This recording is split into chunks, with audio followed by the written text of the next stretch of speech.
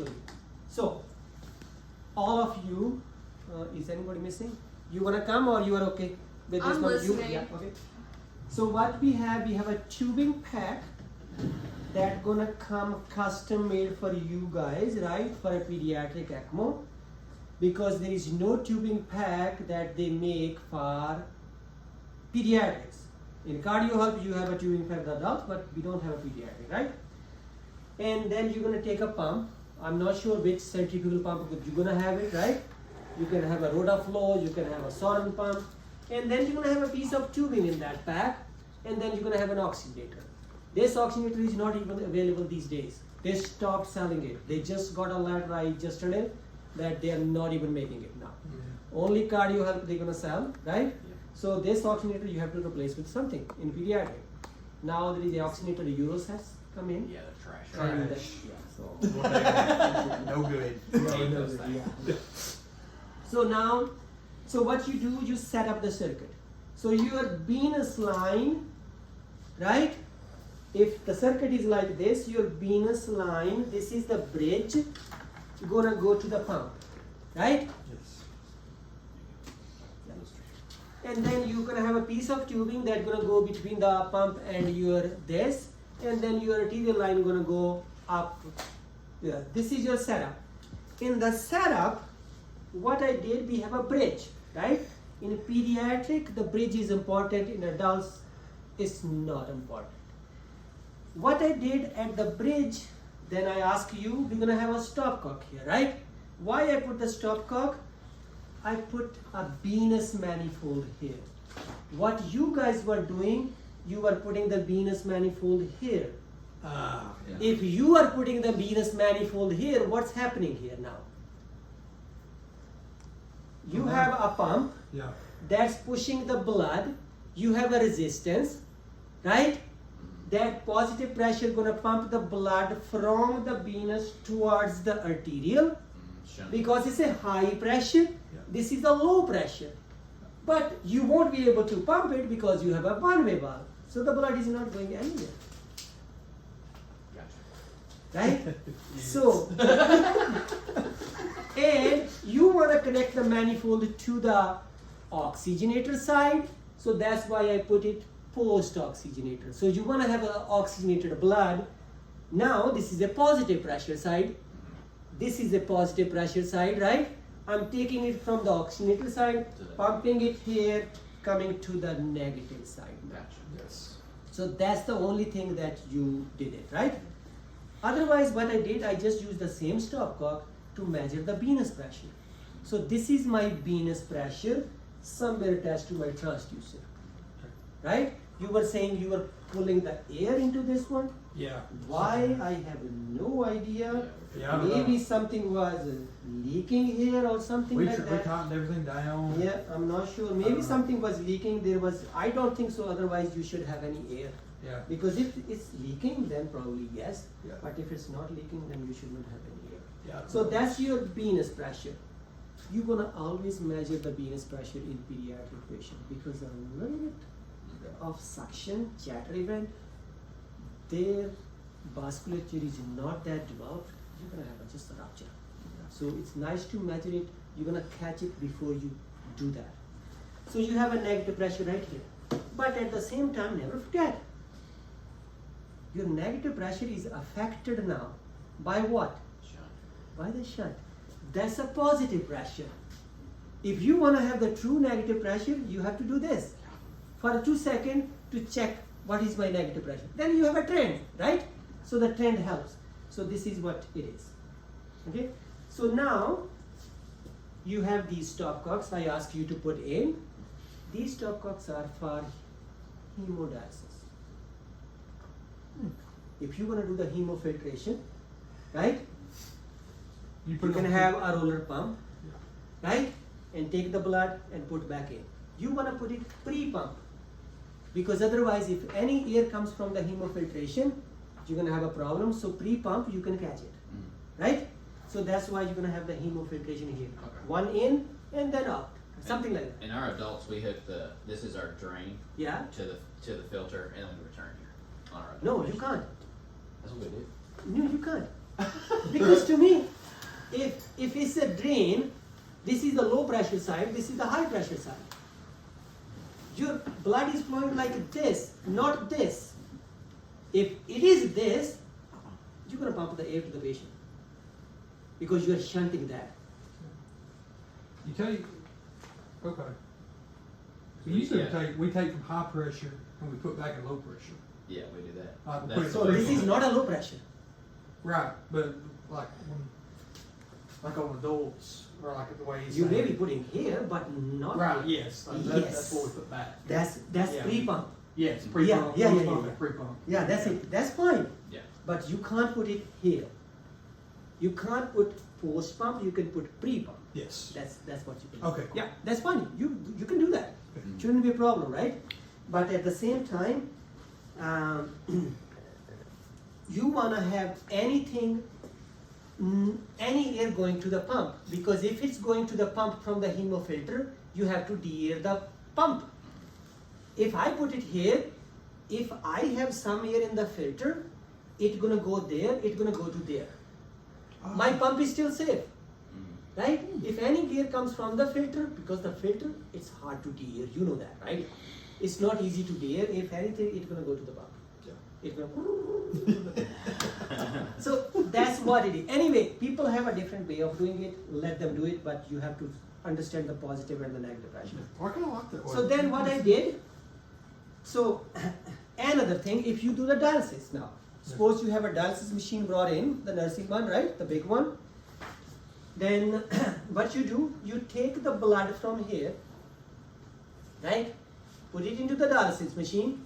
If you want to put back here, the dialysis machine gonna ring because it's sensing too much pressure, Yeah. right? Right. Drawing is not a problem, but pushing is a problem because it senses the pressure. Yes. Right? Positive. So what you can do, you can have another stopcock here put here. On your pre-pump. Right? You can put the pre-pump. So always can be done things like that's why I want to have the options open in case I have to do it on the go, I can still do it. So what I can do, I can add one more stopcock and do it, right? Yeah. Just stopcock. So that's why you're gonna have the stopcock. I don't need anything on this side. I can keep a stopcock here. In case anything, right? At least I have the option, right? So this is what it is. So that's the setup. Once this setup is complete, I want to prime it. To prime, what I did, I took out both.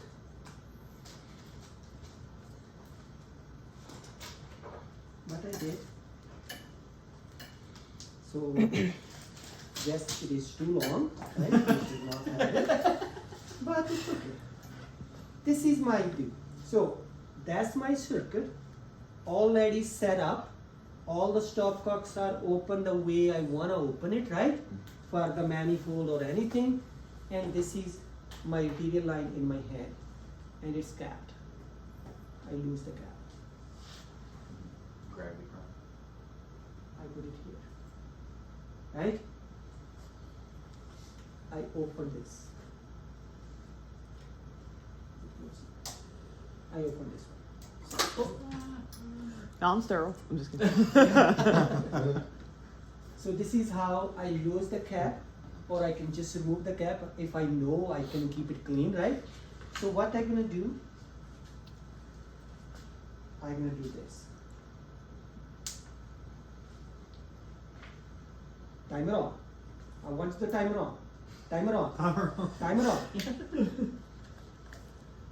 Right? Up to the bridge blind. Right? Oh, Yeah, because we have Oh, this okay. is if it's a dry, this is not gonna happen. Right. Right? So now what I did, I primed up to the bridge, I closed the bridge. Then I'm priming this side. Oh, I forgot to clamp. I need a clamp.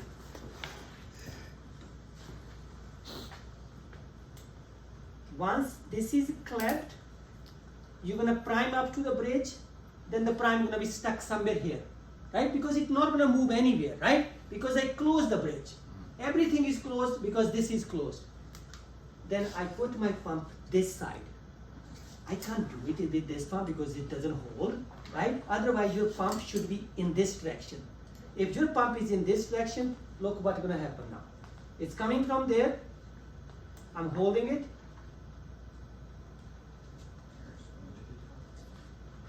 air gonna go to the top.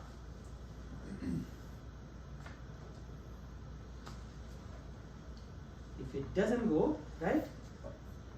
Because the circuit is already bent. Okay.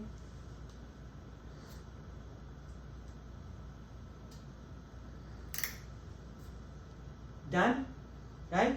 So what I have now, everything is good.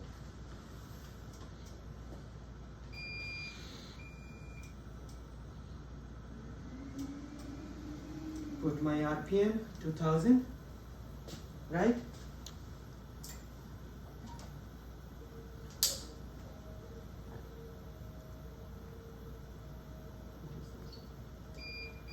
This done, right? This is open, this is open, that's already open. Hold the line like this so the air doesn't go back, right?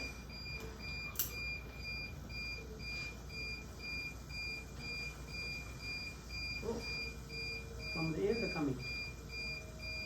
Oh, sorry, I forgot to do this. So if this is closed, the air not gonna come, right? Because now what happened, the air just came over here. So if this is closed, the air not gonna come, your circuit is primed. Do this, and that's done. So let me just do this.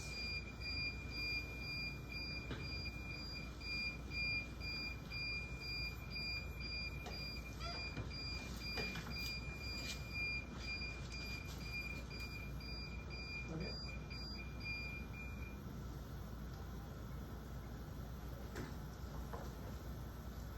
Air keep discharge, you are right. Air keep coming from this pressure transducer or somewhere. It should not come. Yeah, Yeah, you are right. Yeah, you just It's keep coming sucking. from the pressure transducer. That didn't make sense. Could not figure it Yeah. out.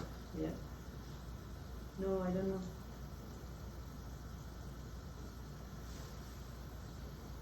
Air keep coming. It should not come. Yeah, look, all the air. We said an error. How long do we? Yeah. So that's you primed. Once you prime, so what you can do in this case, once your bridge is clamped, you can close this one, right? So there is no chances of air coming in. So you close this one or close the manifold, so the air doesn't come in. So once you have done that one, this is the part. So now you want to prime the manifold. To prime the manifold, you have a syringe. Do this, right? Because it's a positive pressure. You want to prime the negative side. Open the stopcock now. I just sucked it, all the air from the venous side here, right? Now it can stay open and you can open the manifold now. So once that's done, now you need to blood prime your ECMO circuit. To blood prime the ECMO circuit, leave this one on, clamped, clamped, Okay. right? These two are clamped, everything else is done. We need a 500 cc bag that was here. Oh, there's some right here. Yeah, just give me 500 cc bag. They're on No, top. all the other dog. The on- empty ones. Are the empty ones? No, no, I need something Okay. in that one. Where is it? With plasma. That's nasty thing. Yeah, it's a nasty. Don't use this Yeah. one. Let's I can put some volume in yeah, those put 500s. some volume in that bag.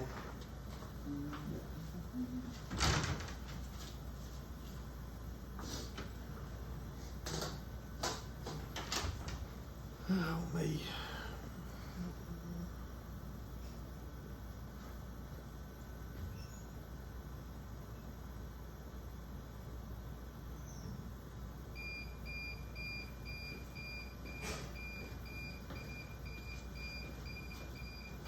Yeah, it's a bag here, I think, right?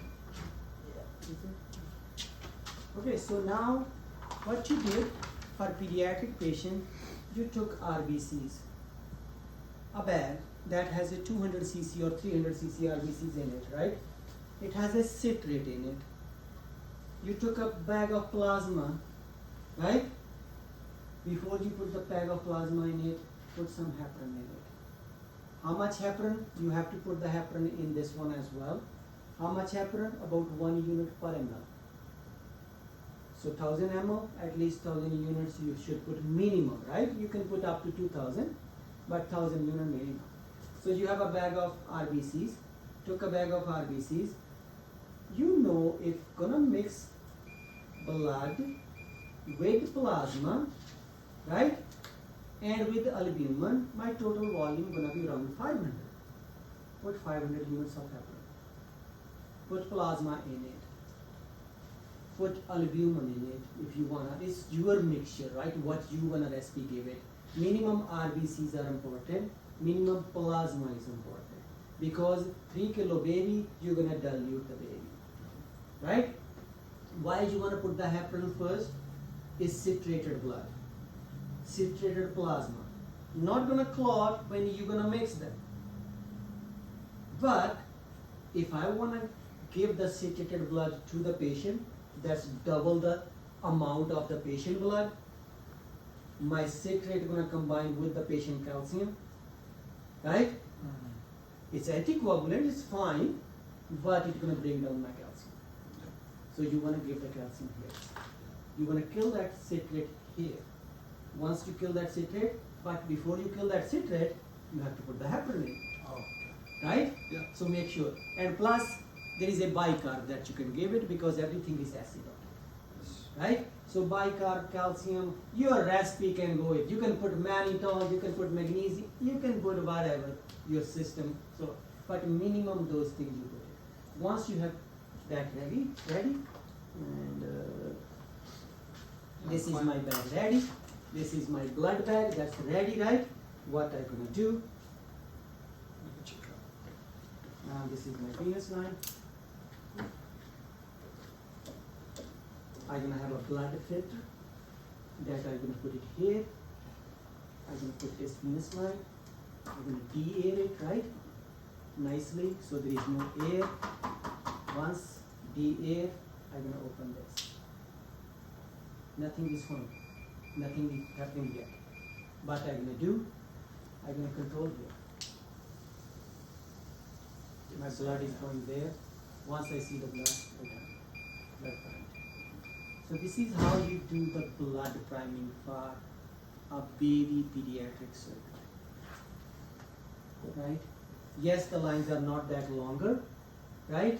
Lines we usually try to keep it about this long we have it, right?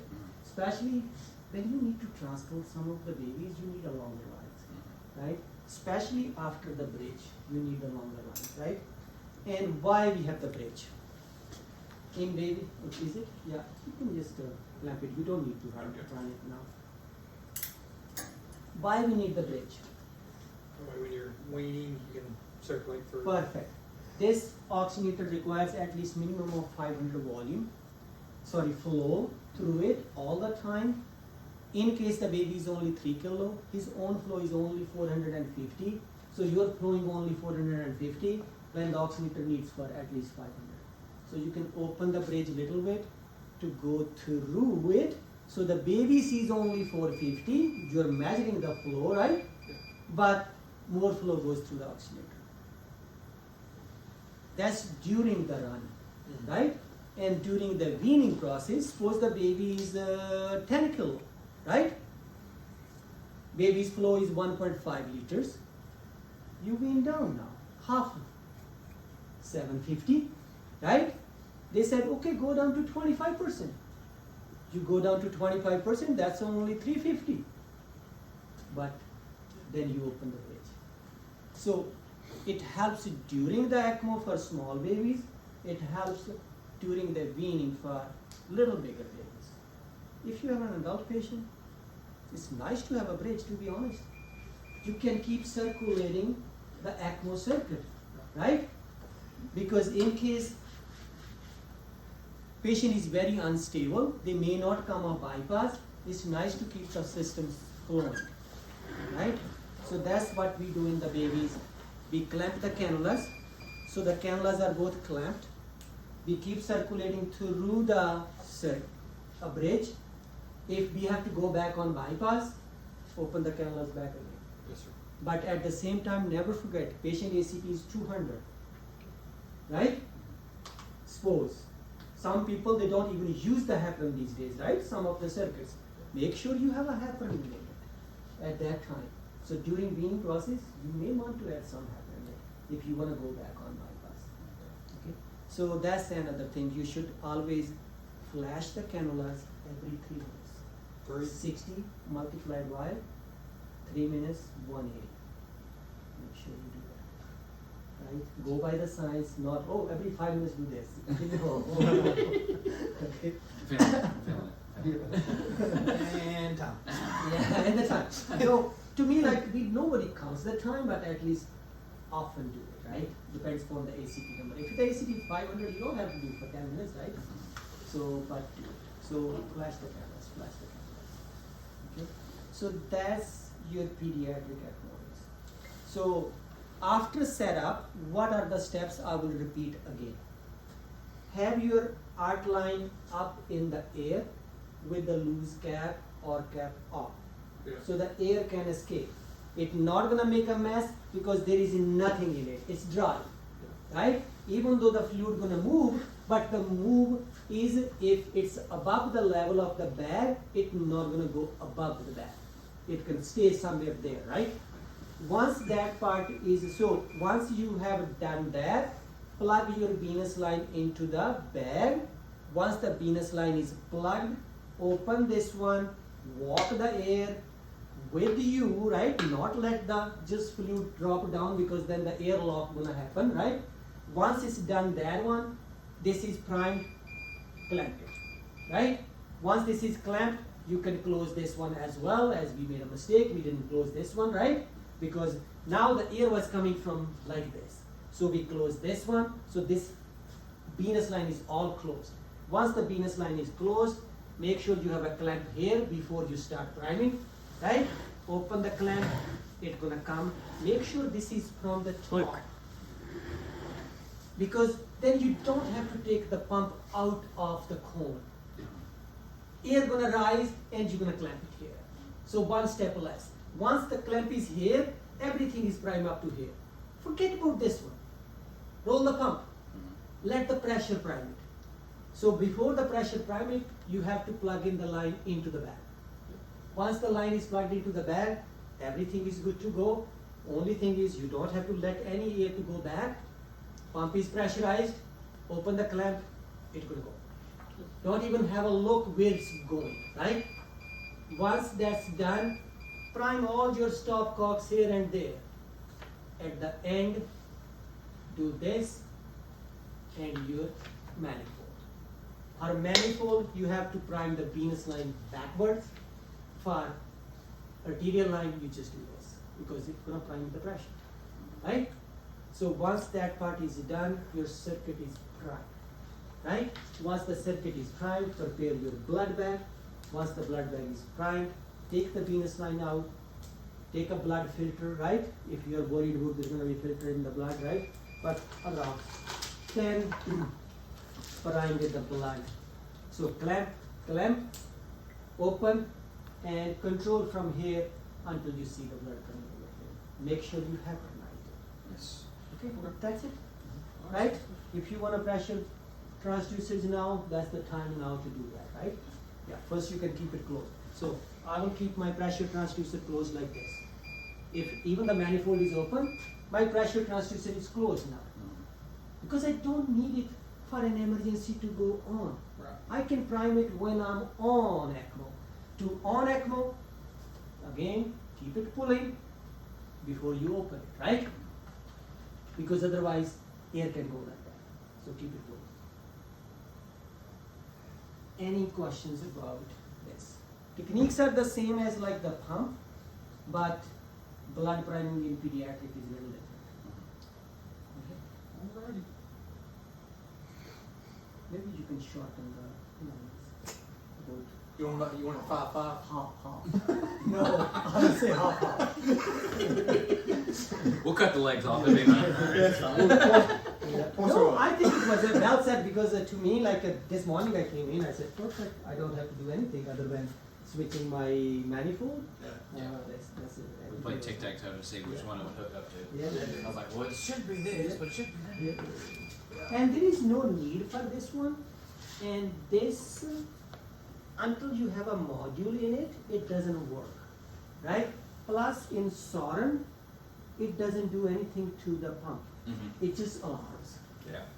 In Rotaflow, probably you have heard the Rotaflow. Yeah. It does slow down the pump. Not anymore though. Eh? Rotoflow is off the market now. For you, probably. Yeah. No, for us, not yet. Not yet. Not yet. We they've been off the market for us for about a year and a half, but we still been using them. So Okay. well, you can't get replacement parts, Uh-huh. and the lithium batteries are bad. So when you unplug it, you have to hand crank it. Yeah. No, I actually just replaced the lithium batteries Really? a week ago. Yeah. In Canada, they're available somehow. Well, might want to go to Canada and buy some. I love it. I That's love what it. they to me. I can put the lithium batteries in my bag and bring it. Yeah. Right? Yeah. Put it in standalone. Let it run. That's it. So that's any questions? I don't know. Thank you. Okay. So make sure you understand the priming and the blood Yeah. right? I wish Mm-hmm. we could get a negative pressure, like for the P-beam, For the negative pressure for what? like a P-beam's pressure.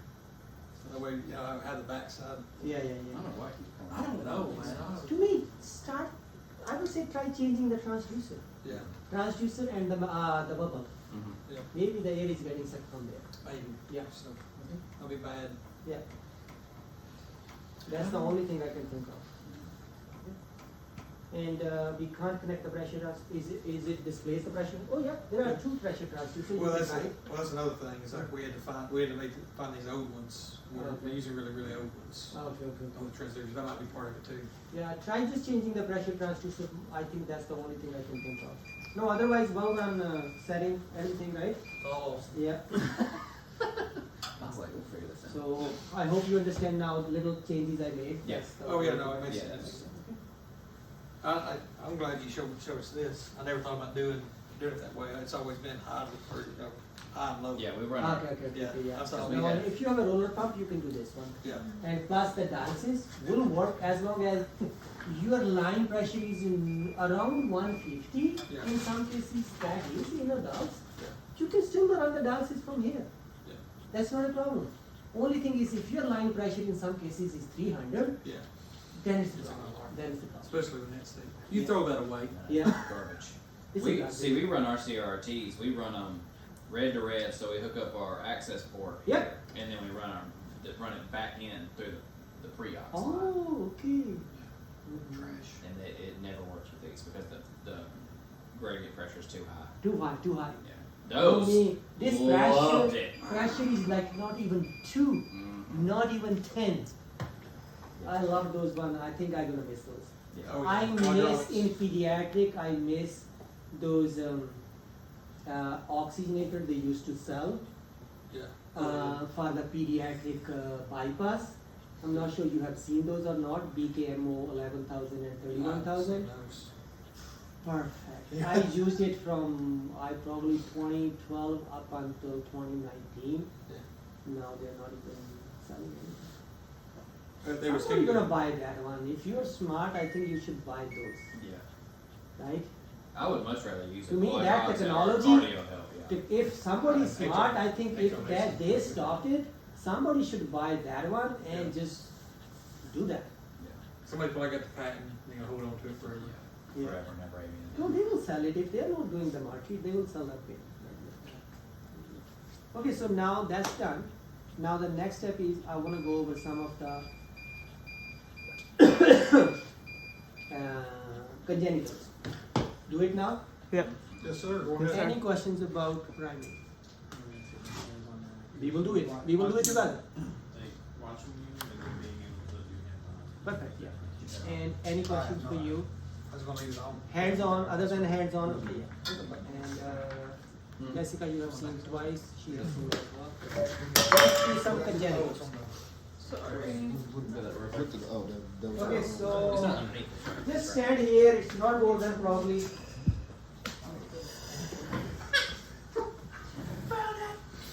So just come over, stand by me. So it's normal. Oh, I think we can do this. So there it is. Can we do that? Mm-hmm. Watch the towels. The towels.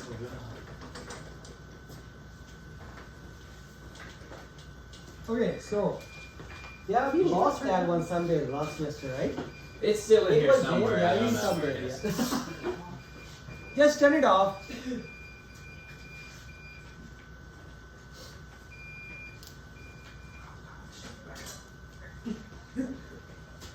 All right. So congenital anomalies be covered so far. I just want to make sure there is a understanding. One, what the anatomy looks like. Second, what's the pathophysiology. Third, what the repair goes on. Fourth, what are the complications that may be there with that pathology, right? Either pre-surgery or a post-surgery. First, we covered ASDs for somewhere, right? You know those ASDs, primum, secundum, and sinus venosus are the three main ones, but there can be a coronary sinus roof that has been unroofed. That's another ASD, right? Once the ASD is there, the flow is always in baby born like this, right? Once that flow is there, over time, if not get undiagnosed, it can increase the flow in the right ventricle, right? Pulmonary vascular resistance can be reactive. Over time, you're gonna have a high PVR and problems with the right heart because you're over flooding it, right? That's your ASD. Same is true for BSD. Doesn't matter BSD, either muscular or membranous, infracrystal or supracrystal. Remember that one. If the BSD is below the pulmonary valve is towards the right ventricle, right? That means we're gonna have a problem somewhere with the tricuspid. If that BSD can cause. If the BSD is on this side, like the supracrystal, right? You're gonna have a problem with the mitral or the aortic, right? Because those are on the left side. So just to remember, membranous can be because the membranous part is close to the cushion. It can be a problem with the AV canal. Muscular, it's all. This is like to me meshy, like the muscle is not fully developed, so it's a Swiss cheese. So that's your muscular, membranous, supra or infracrystal. I don't care about those, but I care about that you understand the pathology. You made the name wrong, who cares? Other than if you know membranous is on the top and muscular is at the bottom, that's I only care, right? So that's the same pathology gonna be there. Those are your ASDs and the BSDs. ASDs, I care that you know secundum is this, primum is this, and sinus venosus is somewhere that, and that's the part of the pulmonary venous drainage. It's a wrong, anomalous, right? That's your sinus venosus is there close to SVC. So now pathology is the same. So now third thing is your AV canal, right? If you have only ASD and some defect with these valves at the endocardial part, you have your partial. Or you have a BSD, ASD there is none, some part problem with the valves, you have your partial. You have a ASD, you have a BSD, something is wrong here, but the valves are still separate. That's the transitional. If you have a common valve, that's the complete. But you need to have a both ASD and BSDs. in transitional, what can happen? You have a full ASD, but your BSD is small, very small. That's kind of a transitional, right? Or ASD is very small, BSD is big. So that's the transitional. Pathology, again the same. But this AV canal can cause a problem with your valves.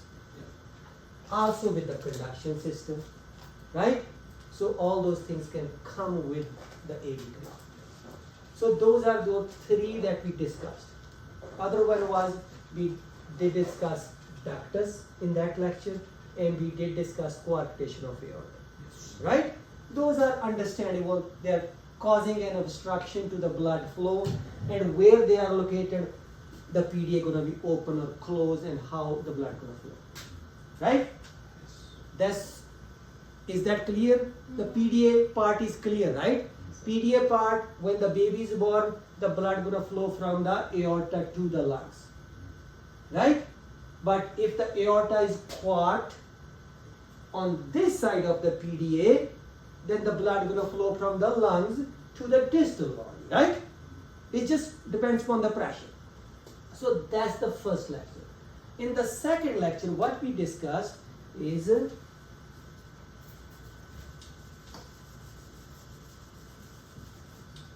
tetralogy first.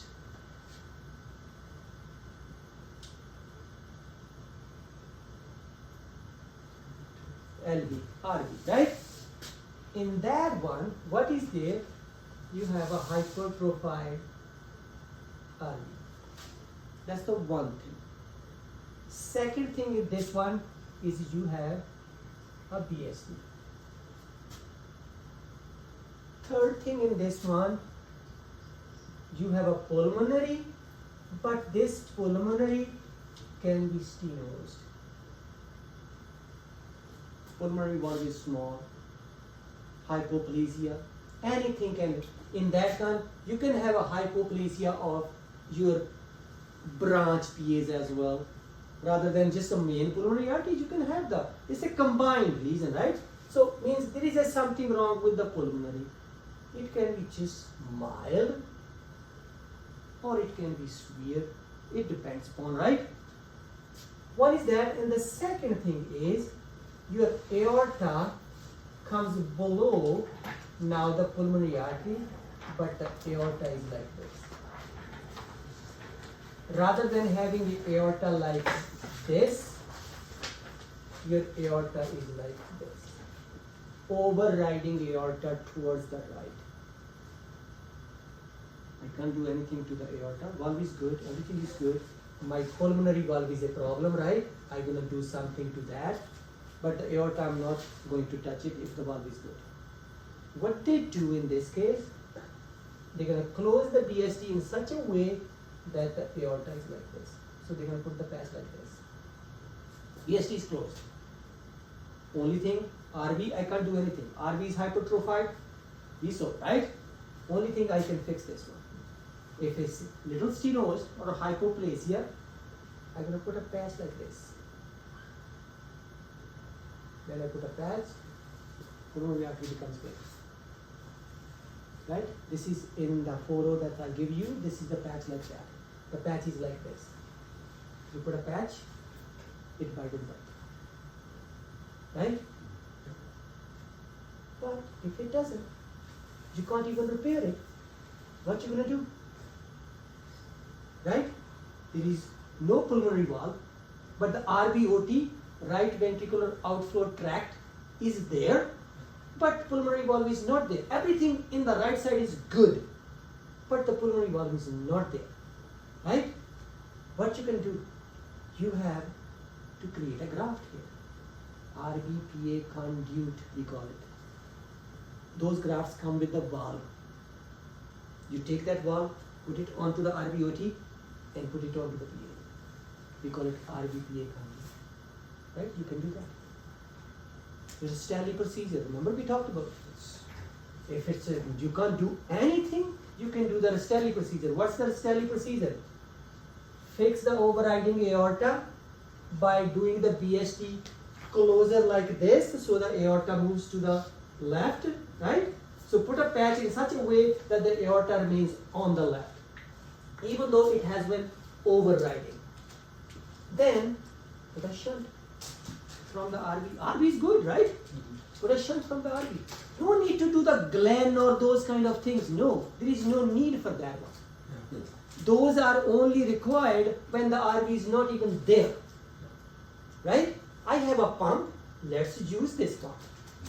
Why to let this pump to go away by putting Glen or Fontaines? Right? I want to use this pump. So when you have a pump available, use this pump to pump the blood into the lungs. If you don't have this pump, then think about some other shunts. Got that point now? If you have the RV pump, use the RV pump. Don't think about other shunts. Either do a Sano shunt, Rastelli shunt, do that shunt. What's the difference between the Sano shunt and Rastelli shunt? Like as far as the physiology between the RV and the PA? Yeah, so Rastelli shunt is you are connecting some part of the PA with the RV. Is The that- PA is there, Okay. and in Sano shunt you don't have even there. You don't have the outflow tract? No, you so don't. it's just a straight RV? Yeah, just PA? RV. Yeah. Okay, so Okay. Rastelli's the outflow tract. Yeah. Okay, Okay. thank you. So now that's your tetralogy repair. Now the next part is a TGA. You have RB, you have LB, RA, LA. Your aorta is coming from here, your PA is coming from here. In this case, your aorta can be like this. Rather than going like this, it comes with that. It can be. So this is what it is. Your coronaries are here, coronaries are here. I can do two things. Your RA, LA, RB, LB. Remember this. This is good. Heart is good. Oxygenated blood, deoxygenated blood. Now the deoxygenated blood comes over here, go to the aorta. Oxygenated blood comes over here from the lungs, go to the pulmonary artery. This is the D, right? What they do, they take the PA, what they're going to do, they're going to cut it here. They're going to cut the aorta here.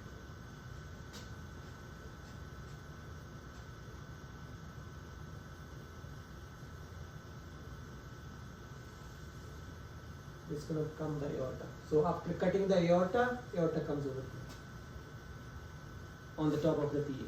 I took the PA away, so the PA is somewhere hanging, right? Then I bring the coronaries. Look at here. That's the LCA. That's the RCA. I'm going to bring the LCA towards the left. Left bringing to the left, I'm going to have a good length, right? I'm going to bring right to the left, right? I'm taking the right more on this side. I may have a short right. Remember, there are 6 or 7 configurations on the furrow that your coronaries may originate from the aorta in different configurations in that case. Where it's originating, it all depends upon the length. If the RC is originating from here, I'm going to have a good length, right? If the RC is originating from here, I'm not going to have a good length. So it all depends upon. So right coronary syndrome in transposition is a name. You're going to have the ischemia, STR issue. So that's what we do. So PA, because now PA, you have to put it on the top of the aorta, it falls short. So that's why sometimes they end up putting graft on it. So just put a piece of graft to make the length more and they put it. Then the coronary holes are closed. Because I took the buttons out, right? So the holes are closed. So that's your arterial switch. I did the arteries switch. Right? Arteries I switched, that's my arterial switch. and that's your corrective procedure. You corrected everything. But there is another procedure. That's Jatin procedure. Right? That's the name is Jatin procedure. I can do anything. So I leave the RB, I leave the LV like this. R is here, L is here. But I need to send oxygenated blood here. Right? Sorry. Oh. Yeah, so it is, I haven't switched the weights up. So then I'm getting the oxygenated blood into the pulmonary artery, right? This is what happening. Let's draw it back so you guys understand. Just mustard shunt. Yeah, yeah. So that's your PA, and that's your aorta, right? That's the deoxygenated blood, and that's the oxygenated blood. You want to have the deoxygenated blood going to the PA. What they do, IBC is coming, SBC is coming, they put some sort of tube, they fold the pericardium in such a way, right, inside this hollow cavity of the atria, that this tube is like this. And they put that tube onto the mitral valve directly. So then oxygenated blood, deoxygenated blood comes over here, goes there, goes to this LB. It's LB, right? And LB pumps the blood into the VA. Other blood, oxygenated blood, they create atrial septotomy, right? That blood through the atrial septotomy around this baffle, around the baffle, because the hollow cavity is there. That tube is flowing through that hollow cavity, right? I have an atrium and the tube is somewhere here, but the parts around the tube are hollow, right? Around that one flows into the tricuspid valve, into the RB, where it gets pumped into the aorta. RB and LV, when the baby is born, 5-day-old, they're same size. You give pressure to the RB going to develop into an LV. You give pressure to the LV going to develop into an LV. That's how the muscle get thick. But at the same time, never forget, RB is always smaller the size than the LV, right? And the RB, remember all the trabeculae are attached to the septum. In LV, they are not. So there is always a morphological difference. Even though the wall gonna grow, RB not gonna completely become an LV because of all those differences in anatomy. Even though it can perform the function to sustain the systemic circulation, but it is not perfect. So the heart failure can come in. Plus, I'm not correcting anything. I'm using RB as an LB, LB as an RB, right? For me, sending the blood to the lungs is perfect, but for sending the blood to the systemic circulation is not perfect. That's weird. Yes? Would there just be a consistent mixed because of the diffusion vessels that empty into the right ventricle? Say again? Because of the way the anatomy is and the diffusion vessels empty into the Left right ventricle? LA, yeah. Oh, yeah, I thought it was No, LA. those are the bronchioles. The bronchioles in the LA, Thawasian drain into both, sort Okay. of, yeah. No, I was just saying, would it be like a consistent mixed gas? That's because only of- 1% of the cardiac output. That doesn't make any difference. Okay. It's 1% of the cardiac output, all those bronchial veins and everything. 1% doesn't make any difference. That's why your saturation is always 99. Yeah. It's never 100, so that's the reason. Only man. Yeah, until unless you. Okay, clear than this one? Mhm. So these are processes, one is mustard and one is sanding. No technically difference other than what chooses what tissue, Okay. right? How do you create a bath? And then you have a L type. In this one, you have a this, right? This is your LV, this is your RV. PA comes from this one, aorta comes from this one. Is there a problem? I have LV here, my aorta comes from here, right? Yeah, LV, RV, aorta. Yeah, is there any problem with this one?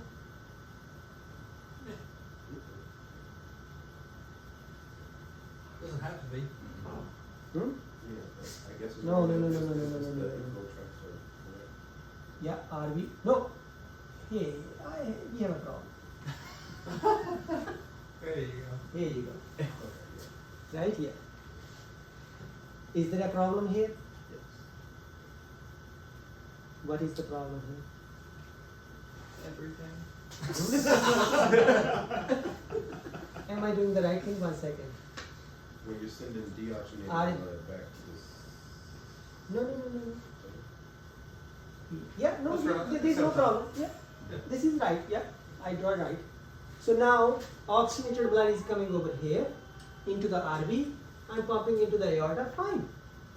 Deoxygenated blood is coming over here, pumping into the PA. Fine, right? But this is my LV that's pumping the blood into the PA. This is my RV that's pumping the blood into the aorta. RV may not be perfect to pump and sustain the systemic circulation. If it's fine, let the baby live like that. Nothing wrong, no mixing happening, right? But if the heart failure sign comes in, then you may have to do that. Right? Sometimes these kids may not be get diagnosed, right? Because there is no cyanosis, nothing until unless they are with some other congenital anomalies, there is nothing wrong with it. They're gonna live it, right? In third world countries, they don't get diagnosed at all, right? So this is what it is. To do this one, what we do, because I want to keep this one as an LV, and I want to have the aorta onto the LV, I bring the aorta here. This is RV, I bring the PA here. If I bring the PA here, aorta here, I did the D type, right? Kind of. So then now I have to create a baffle.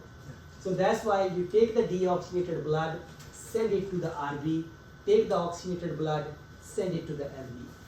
So you do two procedures.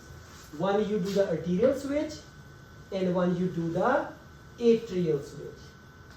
Right? That's what it is. A double switch we call it. What's that mean? You don't have to do it, but you have to do it, right? But why you want to do it? Why you don't want to just replace the heart? In pediatric, they try not to replace the heart until it's really needed. Because when the baby grows, the heart not gonna do, then you have to retransplant. So nowadays, I would say Toronto center, we were only one center that was doing the transplants. They were doing almost 30 transplants per year. Now they're doing only 5. Because, yeah. Oh, go ahead. No, you're good. Yeah, because of all the medical Yeah. treatment, those people, they want to live them up until 15, 16 when they can transplant with the big heart. When you do a transplant of neonate like that, Mhm. so with the sympathetic denervation of the heart, Uh-huh. how does that affect the patho of it when you're healing? So Is it so when the hard to sympathetic innervation is gone, Yes. right, and your heart it depends upon Yeah. not this, Right. your circulating adrenaline. You just have more catecholamines. Yeah. circulating? Your Okay. adrenal medulla Okay. is the only one that's gonna keep it up. Okay. That's why you have a heart rate up, Yeah. Yeah. right? And you have a heart rate fixed. Yes. It doesn't change, Mm-hmm. right? Right. It will not change.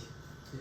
To the stimulus, if you have a fear, it will not change until unless you have adrenaline that's coming from there. Right there.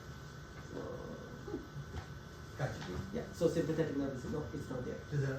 It doesn't affect. So, well, as you get older, with that, is it the same? Yeah, is it- some of the nervous system they say Yeah. do develop in 4 or 5 years. Okay. It So does. it would be Some of the innervation does happen, but not complete ever. Okay. So it'd be like the same pathophys of an adult in a way. Say again? It'd be the same pathophysiology Yeah. of the adult Yeah. at that point. Yeah, at Okay. that point, yeah. Okay. Thank you. Okay. So So that's our transposition. The next was RB. You have a tricuspid atresia. This is not even there. It's like this. In that case, RB may be like this. Because if your tricuspid is not there, RB is not. But if there is a disease, RB is still there, but the tricuspid is a problem, just change this. You're done. Right? But if your RB is a problem, the pump is not even there, what you do? Let the circulation mix. Right? So now IBC, SBC, both circulation go to the LV, right? And LV gonna pump the blood into the aorta, that's gonna be mixed. Right? Where the blood is going to the lungs. Right? If there is a PA, fine, but if there is no PA, that's again another problem, right? Because the PA was supposed to be here.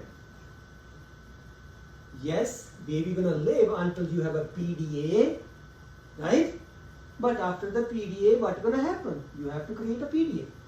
That's the BT shunt. Right? So the BT shunt comes in, becomes your permanent PDA for 6 months. Once that permanent PDA makes the pulmonary vascular resistance to go down in 6 months. Why we do the BT shunt? That's the thing you have to remember is I'm using LV pump to pump the blood in the lungs that has a high pulmonary vascular resistance. After the BT shunt, 6 months, when the blood gets to the lungs, the vascular resistance goes down because my PO2 is up, right?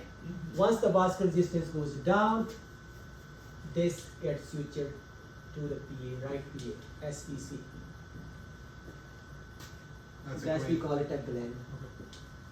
Okay. We call it a bidirectional gland because the blood flows in both directions, right? To the right and the left lung. So this is the gland procedure. Why not we do the fontaine at the same time? What's the problem, right? Why we wait for until 2 years? One, you don't want to flood the lungs now, right? Because you want to step by step give the blood to the lungs. Second, you don't want to take away the blood from the heart as well. All of a sudden, heart was getting 2 liters, now you're only giving 1 liter, right? So that's why they keep the IBC on it. Right? So the IBC on it. Now the third stage is what they do. They take the IBC and attach it to the, we call it fontaine. So now IBC blood is going into the lungs, SBC blood is going into the lungs. But 2.5 years old kid got an infection. There is no pump that's pumping the blood. It's a passive flow. They got the high pulmonary hypertension because of the infection in the lungs. Where the blood going to back up? Either in the brain or in the liver and the kidneys, right? In that infection, 7 days or 9 days, whenever their infection is there, it's going to kill the organs. Done. What they do? They create a hole that can drain into the RA. We call it a fenestration. So when the pulmonary pressure goes up, this hole pops up and drains the blood into the RA. Yeah. RA was already getting IBC blood, right? Now I'm only giving fenestrated blood. It's okay. It's okay to drop the saturation a little bit rather than organ failure. Right? COVID taught us that. Yeah. You can say anything, it's Yeah. fine. So we call it a fenestrated fontaine these days. You can close this one after 2-3 years when the pulmonary vascular resistance is lowered completely, right? You know you have infections are cleared, the kid is growing fine. You can close this one. If it's causing too much desaturation. If it's not causing, leave it there. Right? So that's your fontaine when the RB pump is not there. When the PA can't be repaired with the RB-PA conduit. Right? But if the PA can be repaired and the RB pump is a little bit there, I would like to keep that rather than fontaine or gland. That's your tricuspid atresia. Means tricuspid valve and the RV are a problem. Question, Dr. Gill. Yes. With the Glenn and the Mhm. Fontel Mm-hmm. shunts, Mm-hmm. with those in place and there's no fenestration, there's no flow going into the RA. No, It's there is all no. going If there is no over into fenestration, no flow is going into the Okay. Yeah. Okay. How do they keep the RA from becoming atrophied to the point that if there's no Because there is Yeah, ASD, yeah. they have created the ASD. Oh, okay. Oh, RA and the Okay, LA is okay. the same. I'm RA sorry. and the LA is the same. Right, sorry. Yeah. And what else? Next one was tricuspid atresia. What was the next one? Truncus arteriosus. So in the truncus arteriosus, you have one trunk, right? PA can come out from here and divide like this and like this. Small PA comes out of the aorta. And when it's we call it a truncal valve, right? It can be regurgitating back because it's not a good size valve. So to do this one, what are our options? Here. I want to move this aorta to the left side because I have a BSD. Because the truncus is in the middle, right? It takes the RV and the LV blood both. Like this, right?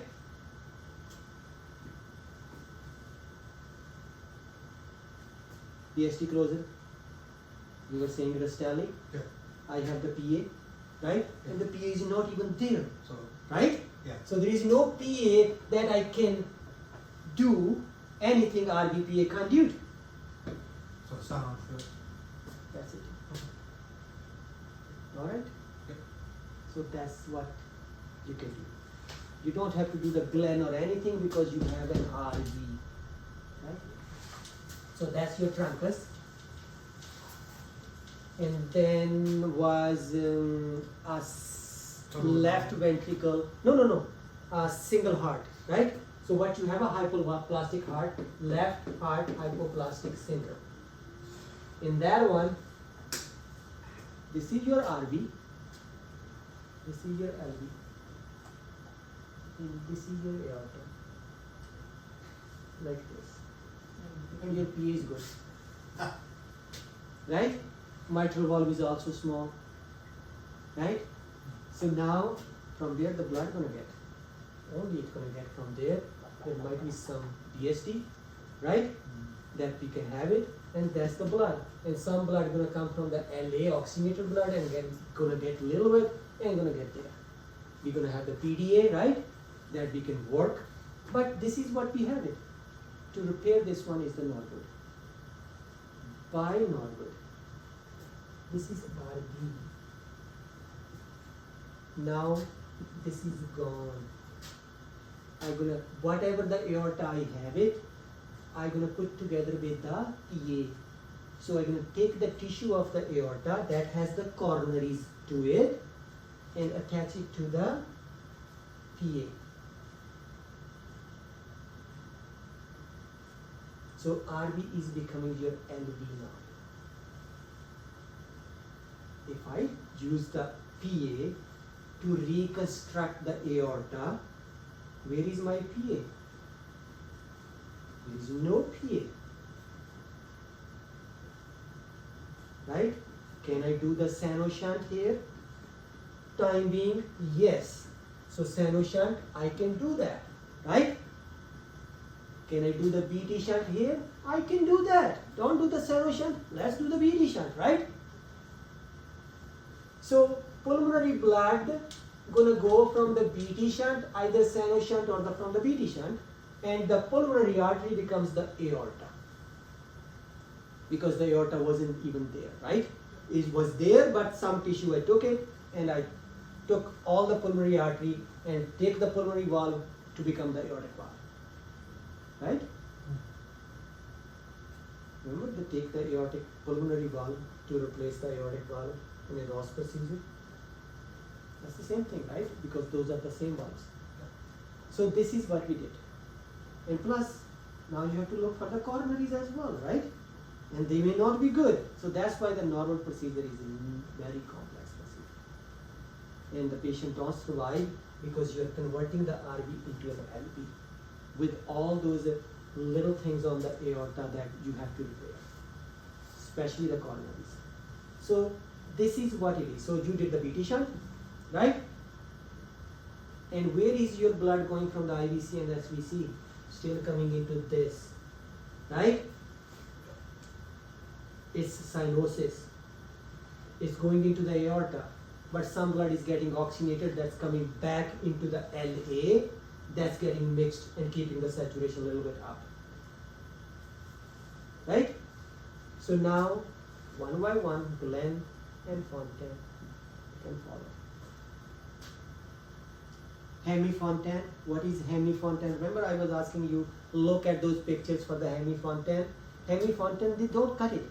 They don't cut the IVC and the SVC, right? What they do, they try to attach the right atrium to the PA in such a way, right? They only connect the SVC first blood, and then later on they create a tunnel in the RA to connect the IVC to the PA. Rather than putting a conduit, they just use the RA to create those tunnels. That's the Hemi-Fontaine, they call it. Okay? And that's your single ventricle sort of repair, because you're using the RV as an LV. Now, we have a condition where is a double inlet left ventricle. I have a LV. I have RV. On this side, it's transfusion, the D type, right? But this RV has some VSD. Aorta is coming from here. Remember, in the D type, PA is coming from here. But the aorta size is normal. PA size is normal.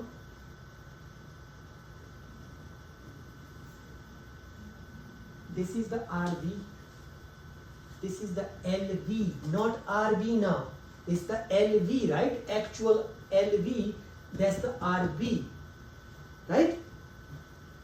I'm gonna make the LV as an LV. So that's why DKS procedure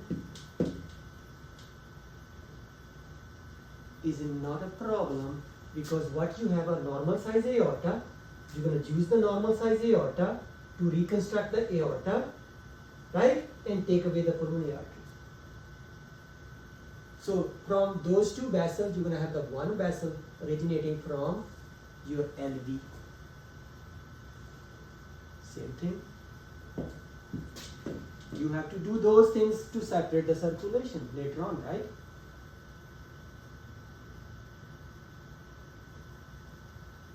That's your DKS procedure.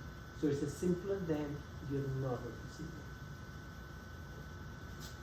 Then you have a double outlet right ventricle. So you have a right ventricle, you have a left ventricle, PA is coming from here, and the aorta is also coming like this. Means more on to this side. What we were doing, put the patch in such a way, again the Stanley comes over here, right? Put a patch in such a way that you can repair it.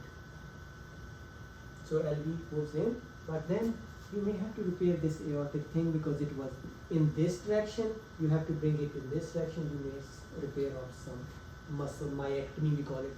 You have to cut some muscles to create the LVOT. Left ventricle outflow tract, you have to create a tract so the blood can move, right? Rather than being obstructed. So that's your study comes in. You have a RV good pump. Why you need the Fontaine or those glands? Nothing, right? But if your RVOT is also good, RVOT is good, pulmonary valve was good, all those things, right? Good, right? You're good. If the pulmonary is a problem, RVPA conduit. Don't do the Glen, don't do the Fontaine, just the RVPA conduit. Right? That's what it is. So it all depends on, nobody can say, oh, in DORB do this. It all depends upon what is the lesion and it comes with what, right? Because most of the lesions are combined. They're going to be HD, they're going to be VSD, all those things going to be there, some pulmonary valve going to be there. Those are good. And the other last one was your anomalous return, right? That's very simple, right? It's understandable. If your all the lung blood is going to the SBC, this is supra. If it's going to the IVC, it's infra. If it's going to the RA, sinus venosus ASD, remember, is your intracardiac. Mixed, you can have either of this together. So when it goes to the IVC, I was reading some, I don't know where I was even reading that, but is it considered completely, totally obstructive when it's coming from the IVC? Is that right? No, I won't say it obstructive until unless there is no ASD or BSD, Okay. right? Yeah. Because if there is ASD or BSD, some blood can flow to the LA, right? Yeah, so it can. So Okay. if it's a complete, yes, it is considered obstructive to be completely because everything is flowing into the right side. Until and unless right side pressure is high, it won't flow to the left. But left pressure won't be high. Why? Because no blood is coming there. Right. So it's gonna flow obviously from the right to the left. Right? Okay. So I won't call it obstructive until unless there is no ASD or PSD. Okay? Thank you. Okay. So that's and simple procedure for this one because most of the time what happens, all four pulmonary veins they combine together and then they drain into something, right? That's during the embryology that happens. What you do, you take this button, go behind the atria, attach it there.